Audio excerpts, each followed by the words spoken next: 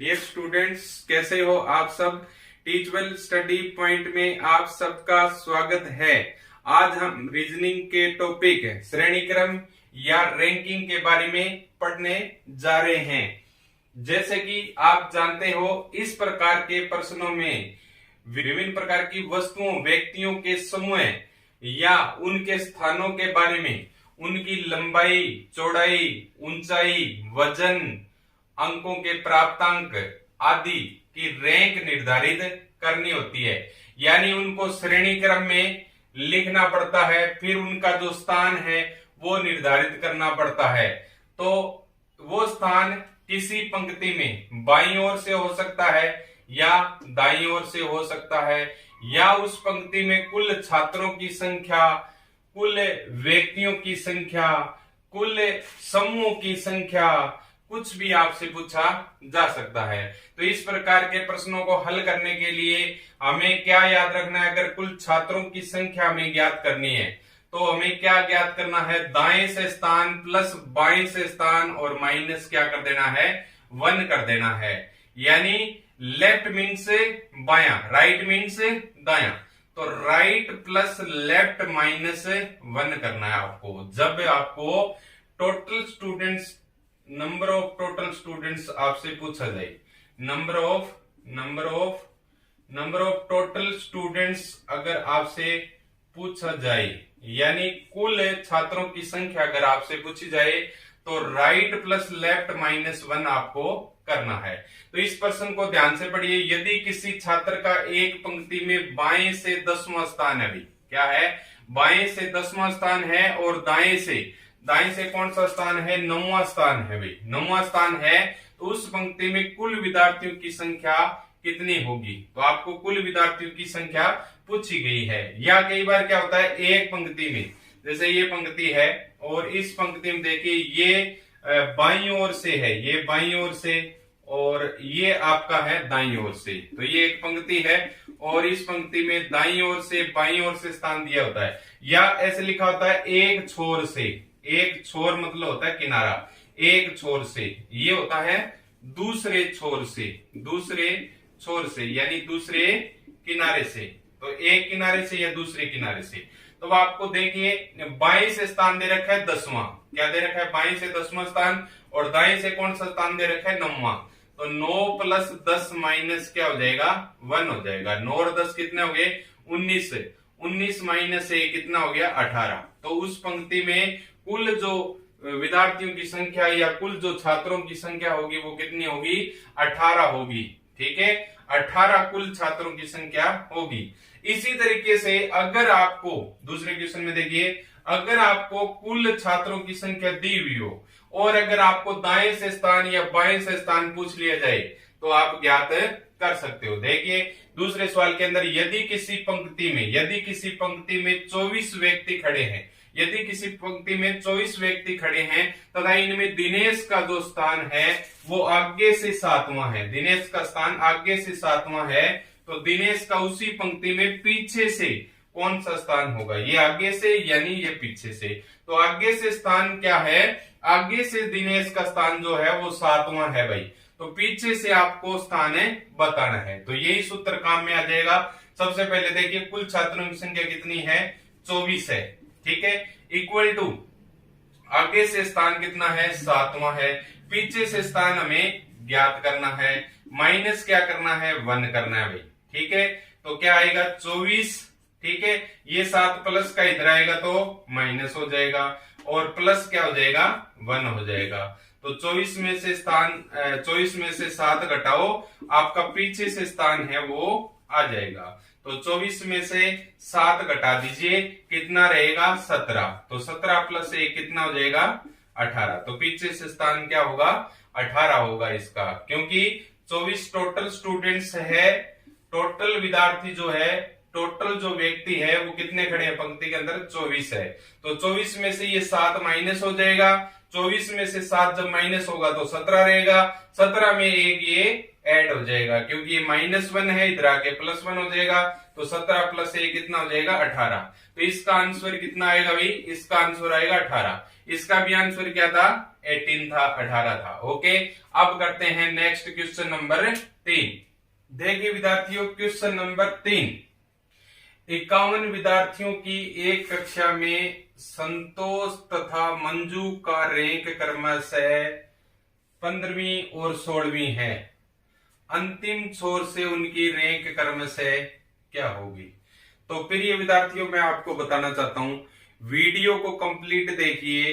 Last में मैं एक ऐसा क्वेश्चन आपको बताने जा रहा हूं जो हरियाणा सेट में और राजस्थान के कंपटीशन में भी वो आता ही आता है 100% से। चाहे एसएससी का एग्जाम हो, चाहे एचपीएससी का हो, चाहे कोई भी एग्जाम हो, उस एग्जाम में रैंकिंग से वो सवाल निश्चित रूप से आता है। तो आप वीडियो को कंप्लीट देखिए और ये क्वेश्चन नंबर 3 देखिए अभी। तो 51 विद्यार्थियों की एक कक्षा में संतोष तथा मंजू का रैंक क्रमशः 15वीं और 16वीं है। अंतिम छोर से उनकी रैंक क्रमशः क्या होगी? टोटल विद्यार्थी कितने हैं भाई? 51 है। ठीक है, तो सबसे पहले किसका नाम है भाई? संतोष का। ठीक है, तो अपने संतोष का ज्ञात करेंगे। सबसे पहले किसका ज्ञात करेंगे? संतोष का। तो 51 में से क्या घटाएंगे भाई? 51 में से 15 माइनस करेंगे। 51 माइनस 15 प्लस क्या करेंगे? 1 करेंगे। तो 51 में से 15 माइनस करेंगे तो कितना आएगा भाई? 36 आएगा भाई। कितना आएगा? 36 आएगा। ठीक है, 36 प्लस 1 कितनी आ जाएगी रैंक? 37वीं आ जाएगा, 37वां स्थान आ जाएगा। ओके, तो 37वीं उसकी रैंक हो जाएगी। ठीक है, 37वीं रैंक हो जाएगी किसकी? संतोष की। अब किसका ज्ञात करेंगे भाई? मंजू का ज्ञात करेंगे। किसका ज्ञात करेंगे? मंजू का। टोटल विद्यार्थी कितने हैं? टोटल विद्यार्थी हमारे पास 51 है। 51 में से कितना माइनस करेंगे? 16 माइनस करेंगे भाई। प्लस क्या करेंगे? 1 करेंगे। तो 51 में से 16 जब माइनस करेंगे तो ये हमारा आएगा 35 आएगा। 35 प्लस 1 कितना आएगा? 36 आ जाएगा। तो आंसर देखो, पहले किसका नाम आया? संतोष में, बाद में किसका आया? मंजू का। तो संतोष की रैंक क्या है? 37वीं और मंजू की रैंक क्या है? 36वीं। तो 37वीं तथा 36वीं कौन सा ऑप्शन है? B option. तो बी ऑप्शन इज राइट। कई बार इसको विद्यार्थी क्या करते हैं? उल्टा कर देते हैं, 36वीं और 37वीं कर देते हैं, जबकि उनको ये नहीं पता होता 36वीं रैंक है किसकी। 36वीं रैंक भाई मंजू की है, न कि 36वीं रैंक संतोष की है। इसलिए ये सवाल बहुत सारे विद्यार्थियों का गलत हो जाता है। तो ये यहाँ पे पूरा आपको ध्यान रखना है। रैंक क्या आएगी? 37वीं तथा 36वीं आएगी भाई। दूसरा सवाल देखिए 26, नेक्स्ट क्वेश्चन देखिए 4 नंबर। 26 विद्यार्थियों की एक क्लास में मंजू की 13वीं रैंक है भाई। मंजू की 13वीं रैंक है तो उसकी पीछे से रैंक क्या होगी? तो 26 विद्यार्थियों की क्लास है। टोटल विद्यार्थी कितने हैं? 26 है। तो 26 विद्यार्थियों की क्लास में मंजू की कितनी रैंक है भाई? 13वीं रैंक है। तो 26 माइनस 13 कर दो और प्लस 1 कर दो। 26 में से 13 घटाओगे कितना रह गया? 13 रह गया भाई। 13 ही रह गया। 13 प्लस 1 कितना हो जाएगा? 14 हो जाएगा भाई। तो पीछे से रैंक जो होगी वो मंजू की क्या होगी? पीछे से रैंक मंजू की 14वीं रैंक होगी भाई। क्या होगी? 14वीं रैंक होगी भाई। 14वीं रैंक है। नेक्स्ट क्वेश्चन देखिए 5 नंबर। रमेश प्रदीप से लंबा है। रमेश जो है वो किससे लंबा है भाई? प्रदीप से लंबा है। रमेश जो है वो प्रदीप से लंबा है, जो कि राकेश से क्या है? छोटा है। कौन? रमेश। राकेश से क्या है? छोटा है। कौन? रमेश। उसके बाद देखिए बबलू विमल से लंबा है। कौन? बबलू जो है वो विमल से लंबा है या विमल से बड़ा है, परंतु प्रदीप से छोटा है। कौन? बबलू। प्रदीप से क्या है भाई? छोटा है। कौन? बबलू। राकेश रमेश से लंबा है, तो राकेश ऑलरेडी रमेश से क्या है? लंबा है। तो सबसे लंबा कौन है? तो देखिए प्रदीप, प्रदीप के बाद क्या आ जाएगा? ये भी आपका बबलू आ जाएगा, फिर विमल आ जाएगा। तो यहाँ पर बबलू आ जाएगा और फिर क्या आ जाएगा? विमल आ जाएगा, अगर सही क्रम इसका लगाएंगे तो। ठीक है, ओके। अब देखिए, अब इसमें आप चेक कीजिए कि सबसे छोटा कौन है और सबसे लंबा कौन है। तो सबसे लंबा कौन हो गया इसमें? राकेश। सबसे छोटा पूछे तो कौन है? विमल। ठीक है, तो सबसे लंबा है वो कौन है? सबसे लंबा इसमें सबसे लंबा आएगा जी राकेश। ठीक है, और सबसे अगर छोटा पूछे तो कौन आएगा, सबसे छोटा आएगा विमल। ठीक है, इसी तरीके से देखिए क्वेश्चन नंबर 6। नेक्स्ट देखिए, संगीता जो कि कविता की छोटी बहन है। ठीक है, इसका मतलब संगीता क्या है, संगीता जो कि कविता की छोटी बहन है। किसकी, कविता की छोटी बहन। इसका मतलब कविता बड़ी है और संगीता क्या है, छोटी है। संगीता जो कि कविता की छोटी बहन है, कविता बड़ी होगी, संगीता उसकी छोटी बहन होगी। प्रतिभा से क्या है, बड़ी है। कौन, संगीता। प्रतिभा से क्या है भाई, बड़ी है भाई संगीता। ठीक है, प्रतिभा से बड़ी है संगीता। ठीक है, सुनीता जो कि सविता से छोटी है। सुनीता जो है वो किससे छोटी है भाई, सुनीता जो है वो सविता से छोटी है। इसका मतलब सविता क्या है, बड़ी है। सुनीता जो है सविता से छोटी है। ठीक है, क्या है, छोटी है। कविता से बड़ी है। कौन कविता से बड़ी है भाई, सुनीता।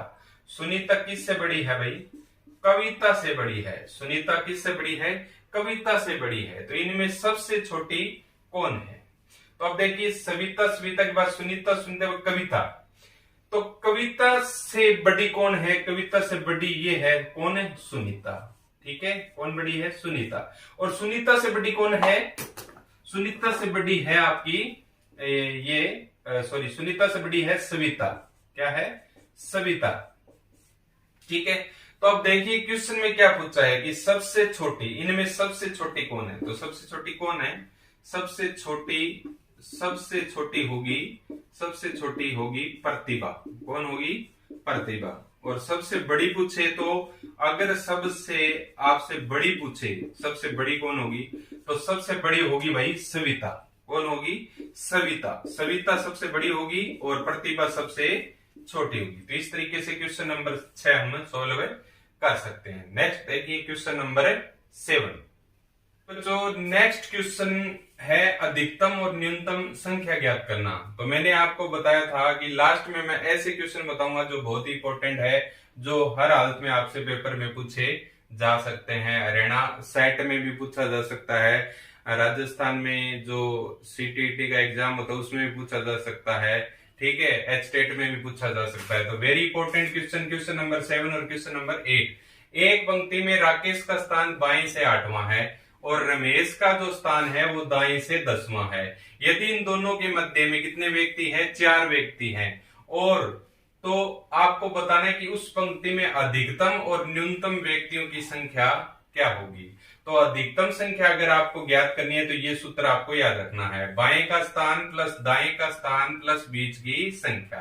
तो बाएं का स्थान क्या है, 8वां। दाएं का स्थान क्या है, 10वां। तो 10 और 8 कितने हो गए, 18। यदि इन दोनों के मध्य में कितने व्यक्ति है, 4। तो 18 प्लस 4 कितना हो जाएगा भाई, 22। तो अधिकतम संख्या क्या होगी इन दोनों के बीच में, अधिकतम और न्यूनतम संख्या ज्ञात करनी है। तो अधिकतम संख्या क्या होगी उस पंक्ति में, अधिकतम संख्या उस पंक्ति में होगी 22। अब बताना है न्यूनतम संख्या। तो न्यूनतम संख्या के लिए देखिए सूत्र, बाएं का स्थान प्लस दाएं का स्थान। अब जो बीच की संख्या यहाँ पे प्लस की थी वो बीच की संख्या यहाँ पर माइनस हो जाएगी। इसके साथ ही एक -2 आपको और करना है। तो सिस्टम वही रहेगा 10 और 8, यानी बाएं का स्थान 8वां और दाएं का स्थान 10वां। तो 10 और 8 कितने हो गए, 18। 18 में से बीच की संख्या घटा देनी है, कितने हैं, 4 व्यक्ति। तो -4, फिर क्या कर देना है, -2। तो कितना आएगा, 18 में से 6 घटाएंगे तो कितना आ जाएगा, 12। तो न्यूनतम संख्या हमारी क्या होगी, न्यूनतम संख्या होगी 12। नेक्स्ट क्वेश्चन देखिए, क्वेश्चन नंबर 8। विद्यार्थियों की एक कतार में राजू बाएं से 7वां, बहुत इंपॉर्टेंट क्वेश्चन है, ध्यान से देखिए। और मनु जो है दाएं से 12वां है। ठीक है, जब वे अपना स्थान आपस में परिवर्तित कर लेते हैं, जब चेंज की स्थिति हो तो क्या करना है। तो राजू बाएं से 22वां हो जाता है भाई। तो स्थान किसने बदला है, राजू ने बदला है। राजू बाएं से पहले 7वां था, अब राजू बाएं से कितना हो गया, 22वां हो गया। और जो मनु था वो दाएं से कितने नंबर पे था, मनु दाएं से 12वें नंबर पर था। तो दाएं से या बाएं से स्थान किसका लिखेंगे, मनु का, क्योंकि मनु का जो स्थान है वो परिवर्तित नहीं है। हमें अगर कुल विद्यार्थियों की संख्या ज्ञात करनी है, कुल कितने विद्यार्थी है संख्या ज्ञात करनी है, तो दाएं से या बाएं से वो स्थान लेना है जो परिवर्तित नहीं है। तो परिवर्तित स्थान किसका नहीं है भाई, मनु का स्थान परिवर्तित नहीं है, तो मनु का स्थान यहाँ पे लेंगे 12। और अब स्थान कौन बदल रहा है? राजू अपना स्थान बदल रहा है। पहले राजू का स्थान क्या था? 7वां था। अब राजू का स्थान क्या हो गया? अब राजू का स्थान हो गया 22वां। तो राजू ने स्थान बदल लिया, तो दाएं से या बाएं से कौन सा स्थान लेना है? परिवर्तित स्थान लेना है, उसको क्या करना है? प्लस करना है। तो राजू का परिवर्तित स्थान क्या था? 22वां। उसमें से क्या करना है भाई? -1 करना है। तो 12 और 22 कितने हो जाएंगे भाई?